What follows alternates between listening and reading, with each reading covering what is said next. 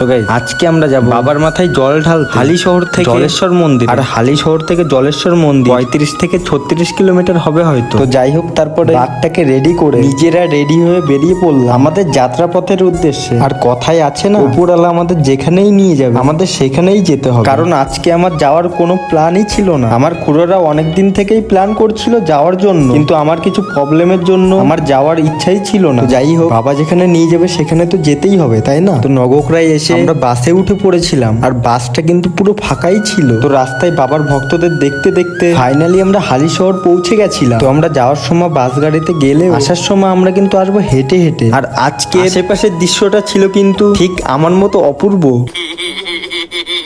আর আমাদের সাথে যাচ্ছিল কিন্তু আমার সেই ভাইরাল খুড়ো, আর খুড়োও কিন্তু আমাদের সাথে পুরোটাই পায়ে হেঁটে যাবে। তো ফাইনালি গঙ্গার ঘাটে এসে এখানে স্নান করে কলসিতে জল নিয়ে নিয়েছিলাম। যাই হোক, তোমরা এর পার্ট 2 দেখার জন্য সাবস্ক্রাইব করো। বাই।